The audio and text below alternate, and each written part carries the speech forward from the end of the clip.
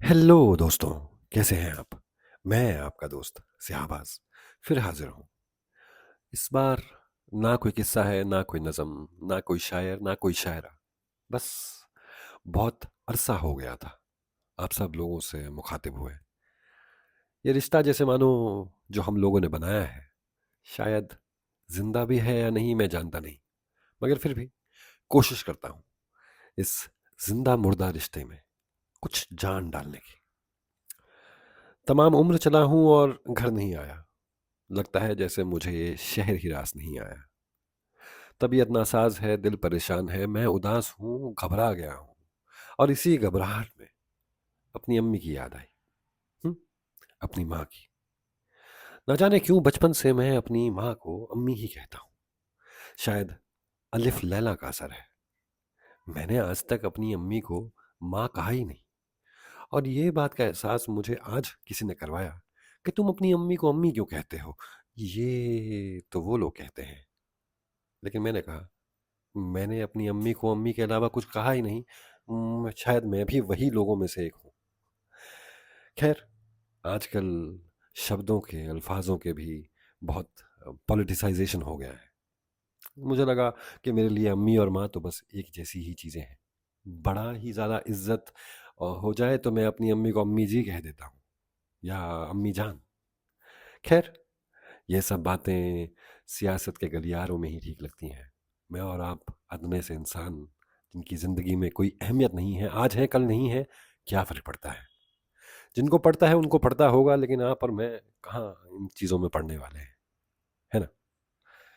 चलिए, जब तबीयत ख़राब होती है जैसे कि मेरी अभी है, बुखार है, दर्द है हर जगह, मुख्तलिफ़ किस्म के antibiotic, pain killers, anti allergic, ये दवा खा खा के लगता है जैसे ज़िंदगी बस इन्हीं के इर्द गिर्द घूम रही हो।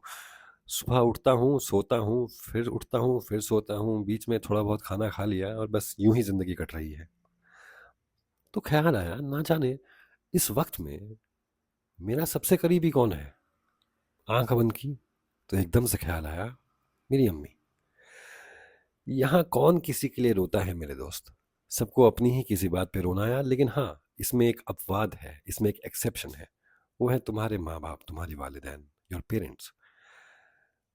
वो तुम्हारे लिए सेल्फलेसली फिक्र करते हैं, फिक्रमंद होते हैं। सिर्फ वो, फकत यही एक रिश्ता है दुनिया में जो तुम्हारे साथ बिना किसी स्वार्थ के, बिना किसी मतलब के जुड़ा हुआ है। बाकी तमाम रिश्ते इसी लाइन के ऊपर फिट हो जाएंगे कि यहाँ कौन किसी के लिए रोता है मेरे दोस्त, सबको अपनी ही किसी बात पे रोना है।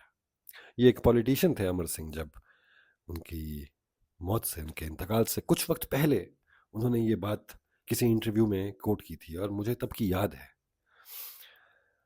बात तो पते की है और दिल पे असर कर भी गई। लेकिन फिर भी जब भी माँ के बारे में सोचता हूँ, अभी मुझे थोड़ा एफर्ट करना पड़ रहा है माँ बोलने में भी, लेकिन जब भी अपनी अम्मी के बारे में सोचता हूँ, अपनी माँ के बारे में सोचता हूँ, तो मुझे ऐसा लगता है जैसे जिंदगी वही की वही है, मैं आगे निकल गया हूँ। दुनिया मुझे अलग तरीके से देखती है, लेकिन मैं फिर भी वही मायूस सहमा सा बच्चा हूँ जो पहली बार स्कूल जाने को डर रहा है, जिसकी अम्मी उसका हाथ पकड़ के उसे स्कूल भेजेगी और वो रोता रोता ना चाहते हुए भी स्कूल की खिड़की से अपनी अम्मी को अलविदा कहेगा। लेकिन फिर भी इंतज़ार में रहेगा कि उसकी अम्मी स्कूल ख़त्म होते ही उसके सामने हो, हाजिर हो। और मुझे याद है, जब मैं स्कूल जाया करता था तो एक सीरियल आया करता था टेलीविज़न पे, शांति। और उस सीरियल को मैं और मेरी अम्मी साथ साथ देखा करते थे। तो बस इसी बात का इंतज़ार रहता था कि बस स्कूल से जल्दी से वापस आएँ और अपनी अम्मी के साथ ये सीरियल देखें। तब इतनी डिस्ट्रैक्शंस नहीं थी, ये यूट्यूब नहीं था, ये ऑनलाइन सोशल मीडिया से दिल बहलाने का कोई ज़रिया नहीं था। बस 1-2 सीरियल आया करते थे और माँ बेटे का रिश्ता इन छोटी-छोटी चीज़ों के साथ और स्ट्रॉन्ग हो जाता था। मुझे ऐसा लगता था कि जैसे माँ, वो पहली सरगम है जो इंसान के दिल में उतरती है। जैसे कभी मैं उन्हें अम्मी कहकर पुकार देता था, कभी अम्मी जी। हर लफ्ज अपनी जगह एक नया रंग भर देता था, एक नई याद जगाता था। उनकी आवाज में एक आंगन बसा था जहां बचपन के खिलौने बिखरे पड़े रहते थे, जहां मिट्टी की खुशबू है, जहाँ एक छोटी सी रोटी और दूध का गिलास जिंदगी की सबसे बड़ी नेमत होती थी। वो आवाज मुझे वापस ले जाती है, सुनो बेटा, बेटा, बेटा।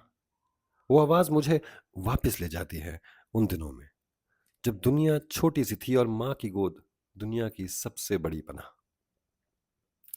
माँ की पुकार में एक ऐसी नरमी है जो थकावट को चूर चूर कर देती थी, मगर अब ऐसा मुमकिन नहीं। माँ और मैं बहुत दूर हैं। बचपन के दिन याद आते हैं, जब उनकी आवाज से सुबह होती थी और रात उनकी दुआओं के साए में ढलती थी। सुबह उठाना भी उनकी जिम्मेवारी, स्कूल पहुंचाना भी उनकी जिम्मेवारी, और स्कूल से वापस लाना भी उनकी जिम्मेवारी। हमें कोई फिक्र करने की जरूरत नहीं है। वो आवाज सिर्फ एक सदा नहीं थी, बल्कि एक पनाह थी, एक आंगन था जहां हर दर्द अपना सारा आसरा पाता था। स्कूल में टीचर ने डांट दिया या किसी दोस्त से लड़ाई हो गई, ये हमारी जिम्मेवारी नहीं है। ये सब बातें जाके अपनी अम्मी को बताओ और उन्हीं से हर चीज का हल ढूंढ लो, सोल्यूशन ढूंढ लो।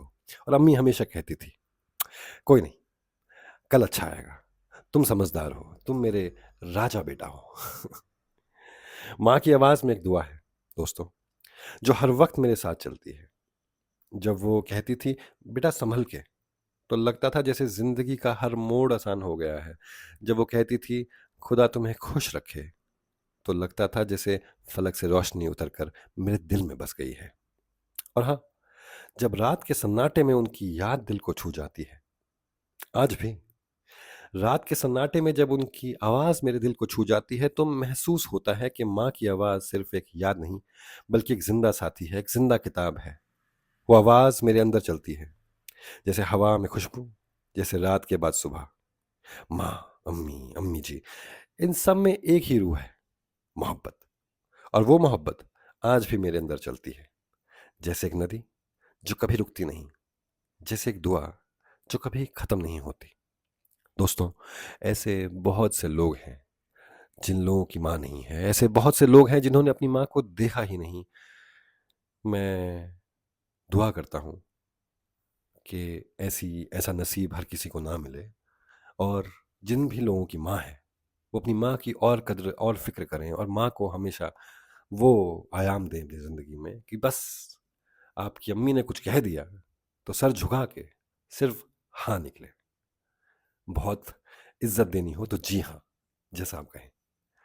इन बातों की अहमियत बहुत वक्त बीतने के बाद समझ में आती है। अफसोस, अफसोस। तो आप जहां भी हैं, अपना ख्याल रखिए और अपनी अम्मी को अपनी सलाखों पे रखिए। अपना बहुत सा ख्याल रखिएगा।